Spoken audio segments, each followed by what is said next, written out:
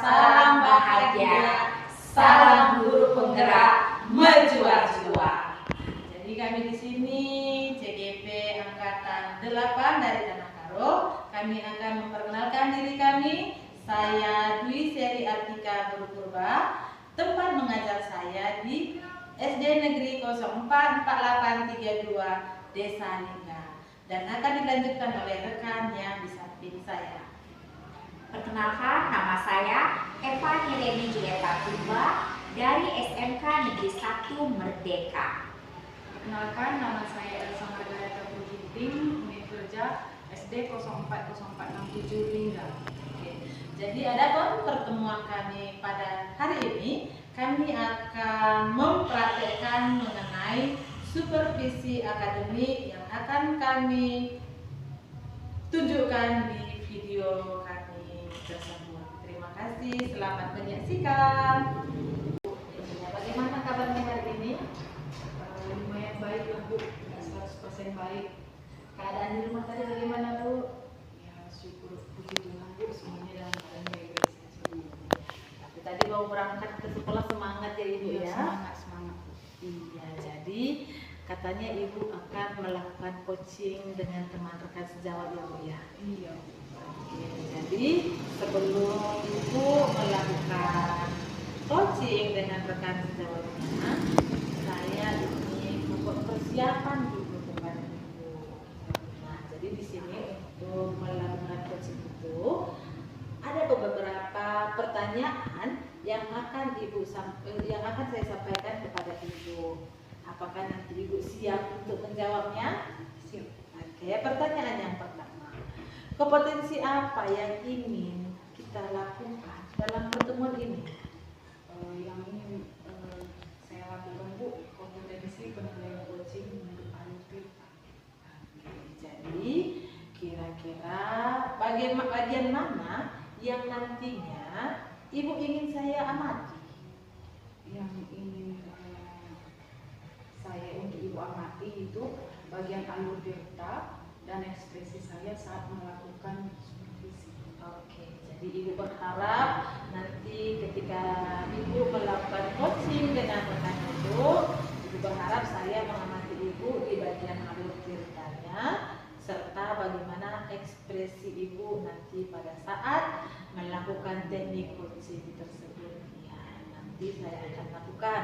Kemudian, apa harapan Ibu nanti setelah selesai observasi yang Ibu lakukan dengan rekan Ibu? Dan aku memperhatikan saya saat melakukan coaching dengan saya.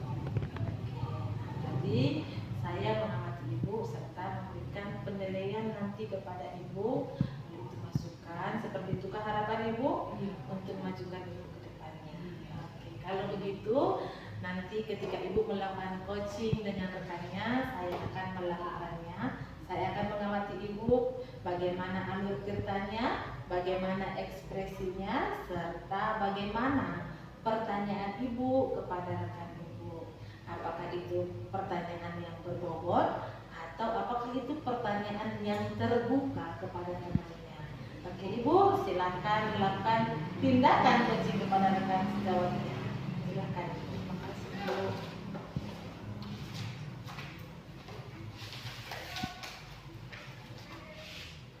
Selamat pagi Bu. Selamat pagi Ibu Elsa. Bagaimana kabarnya hari ini Bu? Luar biasa baik Ibu. Ibu bagaimana? Baik Bu. Sepertinya Ibu menghubungi saya beberapa waktu yang lalu. Iya Ibu, saya menghubungi Ibu ingin menanyakan waktu Ibu. Kapan kira-kira Ibu tidak sibuk? Karena ada sesuatu yang mau saya sampaikan Ibu, mau saya diskusikan kepada Ibu tentang adalah sesuatu Ibu. Jadi saya minta maaf dulu ya Bu. Mungkin sempat Ibu beberapa kali menelpon baru saya angkat Ibu karena ada sebuah kesibukan juga yang membuat saya melakukan hal tersebut. Tapi hari ini kita sudah berjumpa. Kira-kira apa yang membuat Ibu menghubungi saya dan apa yang mengganjal? Begini Ibu, di kelas saya, kelas 10 DPD, ada beberapa siswa Ibu yang selalu datang terlambat. Jadi itu membuat saya merasa terganggu saat memulai pelajaran. Untuk itu pelajaran. Untuk itu saya menyampaikan yang tidak pas di hati saya kepada ibu. Kira-kira Bu, berapa orang yang terlambat itu ya? Di kelas saya itu ada 35 mahasiswa, Bu. Tidak menentu, Bu. Kadang hari ini ada 2 orang, besok 1, mungkin lusa ada 3 lagi. Begitulah selanjutnya, Bu. Memang jumlahnya tidak tetap, Ibu. Tapi itu juga orangnya yang terlambat itu. Jadi itu yang mau saya sampaikan, Ibu. Di sekolah Ibu, jam masuknya itu jam berapa? Di sekolah saya jam masuknya jam 7.30, Bu. Jadi kalau udah jam 7.30 siswa itu pasti gerbang ditutup karena di sana ada satpam, Ibu. Jadi siswa tidak boleh masuk lagi. Oh, jadi itu yang mengganjal di hati Ibu. Iya, Ibu, karena siswa yang tidak dibolehkan masuk di gerbang setelah teman-temannya selesai senam pagi semua sekolah, mereka disuruh mengutip sampah dulu. Jadi begitu teman-temannya sudah masuk kelas, mereka masih mengambil sampah. Nah, setelah itu baru mereka buat perjanjian di BK, baru masuk kelas. Jadi saat teman-temannya sudah berada di kelas, kita sudah mulai misalnya berdoa, menyanyikan lagu wajib, mereka masuk ke kelas kan sudah mengganggu, Bu. Konsentrasi ya Bu. Iya, sangat mengganggu, Ibu. Dan itu juga orangnya. Jadi kira-kira Bu, apakah Ibu sudah mencari tahu apa kira-kira alasan mereka tidak mengalami? Saya sudah mencari tahu karena mereka sudah membuat perjanjian di BK, ya. Tapi namun mereka mengulangi lagi. Mereka sudah beberapa kali karena untuk tahap pertama mereka hanya menulis perjanjian di BK. Tahap kedua mereka menulis lagi. Tahap ketiga kita panggil orang tuanya. Iya. Namun besok terulang lagi, Ibu. Terulang lagi, orangnya masih sama. Orangnya masih sama antara 1, 2, 3 orang itu aja bergantian, Ibu. Yang terlambat ini kalau dilihat dari segi prestasi juga bagaimana? Kalau saya lihat prestasinya sedang-sedang saja, Ibu, tidak menonjol dan tidak menurun. Jadi di dalam kelas pun tidak menonjol ya. Iya. Jadi kira-kira dari masalah yang Ibu alami ini, sudahkah terpikir apa yang mungkin bisa menjadi solusi bagi Ibu? Sudah, Ibu. Saya sudah merencanakan. Sudah ada rencana untuk satu home visit. Nah, karena memang kita ada rencana untuk home visit di mana letak rumah mereka. Apakah mereka kos atau memang dari kampung langsung berangkat sekolah. Jadi kalau kita hanya melihat dari perjanjian-perjanjian yang ada di BK, di kantor bimbingan konseling, mungkin mereka bohong juga ya kan, Ibu. Nah, untuk itu makanya kita rencana ada home visit, langsung berjumpa dengan orang tua atau melihat jarak rumah mereka dengan sekolah. Begitu dia. Apakah ada hal yang lain lagi Bu selain itu? Ada, saya sudah membuat rencana keyakinan kelas. Ya, mungkin dengan adanya keyakinan kelas yang kita buat bersama-sama, mungkin mereka bisa menempatinya, membudayakan budaya positif. Contohnya di saat masuk kelas, kita tanya anak-anak semua, apa keyakinan kelas yang kita buat pada pagi hari ini? Dan masing-masing anak tentu menyampaikannya apa keyakinan kelasnya. Dan anak yang terlambat itu kan mereka terlambat. Tentu kita tanya orang keyakinan kelas apa yang bisa mereka lakukan. Itu dia. Melakukan keyakinan kelas ya. Iya, membuat keyakinan kelas. Apakah masih ada lagi Bu? Ada, Bu, rencana saya selanjutnya juga mengimbaskan keyakinan kelas ini kepada rekan-rekan sejawat, ya, khususnya kelas yang berdampingan dengan kelas saya. Kelas yang berdampingan dengan Ibu berapa kelas? Saat ini kelas yang berdampingan dengan kelas saya ada 2 kelas, Bu.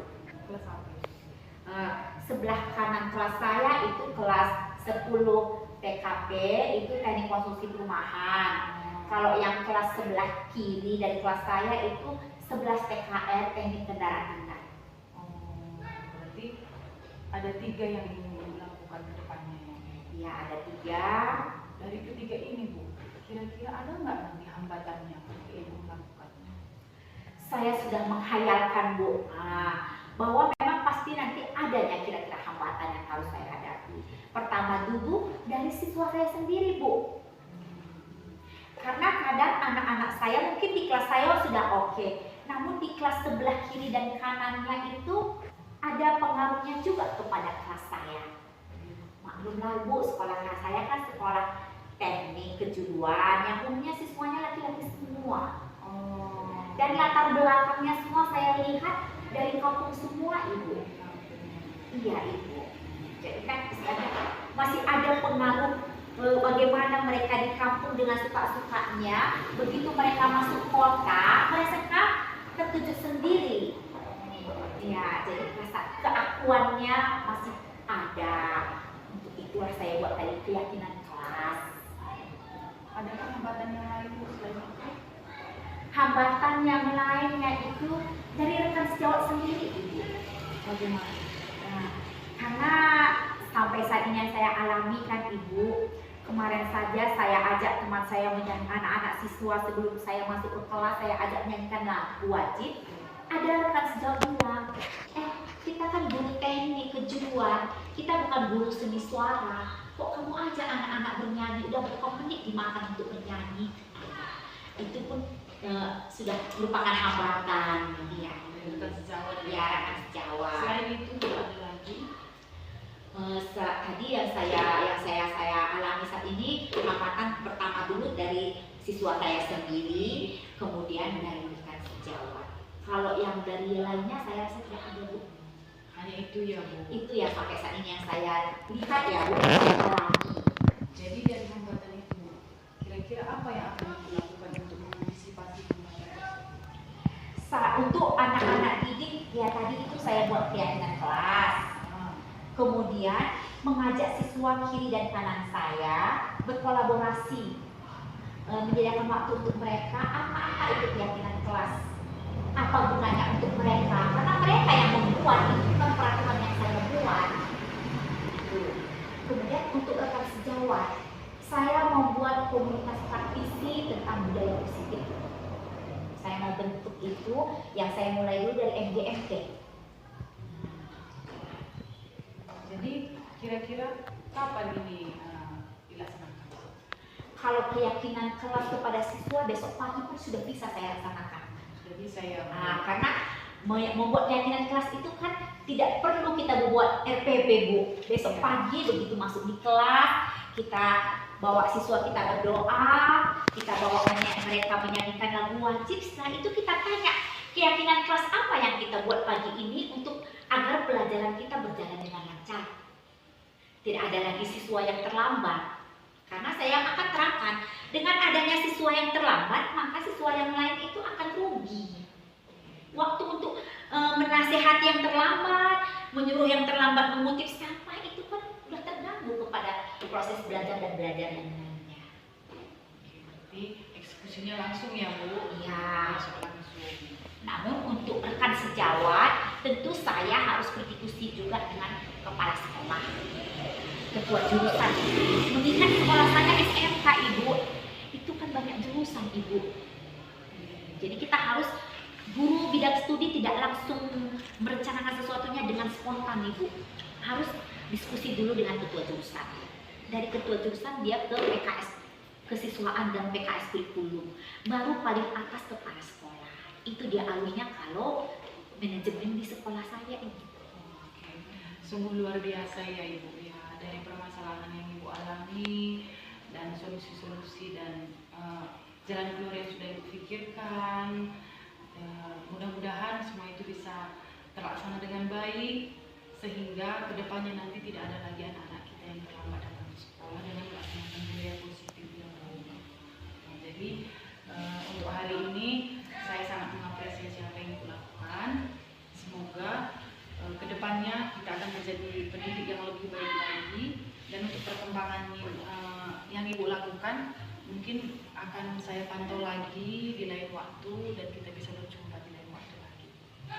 Terima kasih Ibu untuk waktu dan kesempatan yang telah Ibu berikan kepada saya.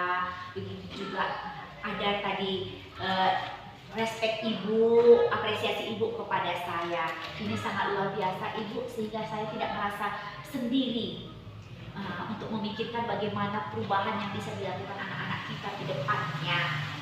Terima kasih ibu. Saya sudah mengamati ibu melakukan teknik coaching dengan rekan ibu, dan itu sangat luar biasa dengan kerjasamanya yang sudah ibu lakukan. Namun di sini saya ingin menyampaikan beberapa pertanyaan lagi kepada ibu berdasarkan pengamatan yang sudah saya lakukan dan juga berdasarkan yang sudah ibu lakukan dengan rekan ibu. Nah, yang pertama, bagaimana ibu bisa menilai diri ibu sendiri mengenai kompetensi yang tadi sudah ibu lakukan? Saya rasa sudah baik. Nah, apa yang membuat ibu merasa sudah baik tentang penilaian ibu sendiri? Karena penilaian yang saya lakukan sudah sesuai dengan amal. Nah, bolehkah saya menyampaikan hasil pengamatan saya kepada ibu? Tadi saya sudah mengamati ibu sudah melakukan teknik coaching dengan baik.